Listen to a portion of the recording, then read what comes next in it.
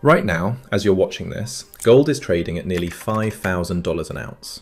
$5,000 for a single ounce. That's roughly the weight of 5 quarters sitting in your palm. But here's the part that doesn't make sense. Gold doesn't power anything. You can't eat it. It doesn't cure diseases. It's too soft to build with. And yet, humans have been killing each other over it for more than 5,000 years. So what is it about this metal that makes it worth more per ounce than almost anything else on the planet? The answer isn't what you think. It's not just about jewelry or status. It's about what it takes to pull gold out of the ground, and why that process is becoming more difficult, more expensive, and more dangerous every single year. To understand why gold costs what it does, you have to start with how rare it actually is. And this is where things get wild. Every single ounce of gold ever mined in all of human history, every gold bar in every vault, every wedding ring on every finger, every pharaoh's death mask, every Olympic medal, if you melted all of it down and poured it into one giant cube, that cube would measure just 22 meters on each side. That's roughly the height of a 4-story building.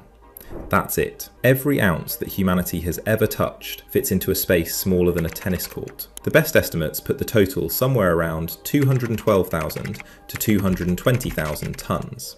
And about 2/3 of that has been pulled out of the ground since 1950. Before that, it took thousands of years to mine the first third. And here's where the economics start to get interesting. Gold makes up about 4 parts per billion of the Earth's crust. To put that in perspective, for every billion atoms in the ground beneath your feet, only 4 of them are gold. It's genuinely one of the rarest elements you can physically hold. But the gold that's easy to find? That's mostly gone. The richest, most accessible deposits have already been dug up. What's left is deeper, harder to reach, and spread thinner through the rock. Average ore grades globally have dropped below about 1 gram per ton.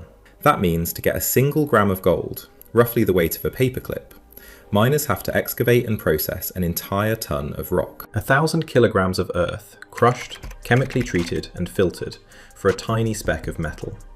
To get 1 ounce, which is about 31 grams, you're looking at processing somewhere between 20 and 60 tons of rock, depending on the mine. Some lower grade operations have to move even more than that. Think about the scale of that for a second. Massive haul trucks, each carrying 400 tons of ore per load, feeding a processing plant that runs around the clock. And from that entire truckload, you might extract 25 to 30 grams of gold, not even a full ounce. This is why the cost of mining gold keeps climbing. The industry tracks something called all-in sustaining costs, which bundles everything together. The labor, the fuel, the explosives, the cyanide used in extraction, the environmental compliance, the equipment maintenance, all of it. In 2022, that number hit a record of about $1,276 per ounce globally. By 2025, many producers were reporting costs between $1,400 and $1,800 per ounce. And the senior producers, the biggest mining companies in the world, have seen their average costs level off around $1,800 in early 2026. But here's the thing. Even at those costs, gold miners are making enormous profits right now, because the price of gold has outrun the cost of production by a massive margin. When gold is trading near $5,000 and it costs $1,800 to mine, that's over $3,000 of margin per ounce. That kind of spread is almost unheard of in commodity markets. So why is the price so high? That brings us to the demand side of the equation, and this is where it gets complicated. About 45% of all gold ever mined exists as jewellery. India and China alone account for more than half of global jewellery demand. Another 22% sits in vaults as bars and coins held by investors. And roughly 17% is owned by central banks, the institutions that backstop entire national economies. And it's those central banks that have been driving the price to record levels. China's central bank, for example, has been buying gold for 15 consecutive months as of early 2026. They're not alone. Central banks across the BRICS nations and beyond have been loading up on gold, partly to diversify away from the US dollar, and partly because gold is one of the few assets that can't be frozen by sanctions or devalued by another country's monetary policy. When governments start competing with jewelers, investors, and tech companies for a metal that comes out of the ground at roughly 3,000 to 3,500 tonnes per year, the price has nowhere to go but up, and production isn't growing fast enough to meet that demand. New mines take a decade or more to develop, from discovery to first production. The permitting process alone can burn through years. Environmental regulations have gotten stricter in every major gold-producing country, and the deposits that are being found today are deeper, more remote, and lower grade than the ones discovered 30 or 40 years ago. Some industry executives have warned that the era of major new gold discoveries may be over. The chairman of one of the world's largest gold companies put it bluntly when he said that the industry may have already found all the gold there is to find at the surface. Whether that's literally true or not, it captures the reality that finding gold is getting harder, and the easy stuff is long gone.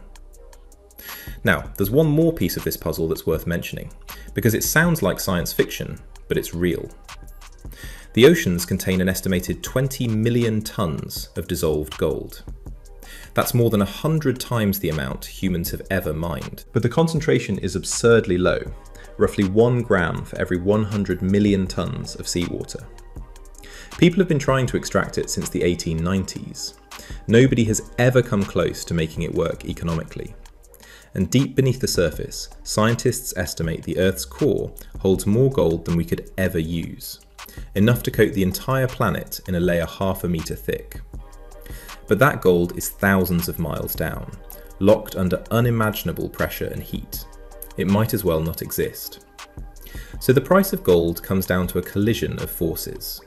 Extreme natural scarcity, because the universe doesn't make much of it.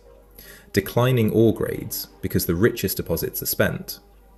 Rising extraction costs, because the rock you have to move gets harder to process every year. And surging demand from central banks, investors, and consumers who all want the same limited supply. Gold hit $4,000 an ounce for the first time in 2025. It broke through $5,000 just months later, and with known underground reserves estimated at only about 54,000 to 64,000 tonnes, at current mining rates, the world could exhaust those deposits in less than 20 years without new discoveries. Whether that drives the price even higher or forces the industry to develop entirely new extraction technologies is a question nobody can answer yet. But one thing is clear. Gold isn't expensive because of tradition, or because it's shiny, or because rappers wear it. It's expensive because getting it out of the ground is one of the most resource-intensive things humans do, and the ground is running out of it. If you found this interesting, subscribe.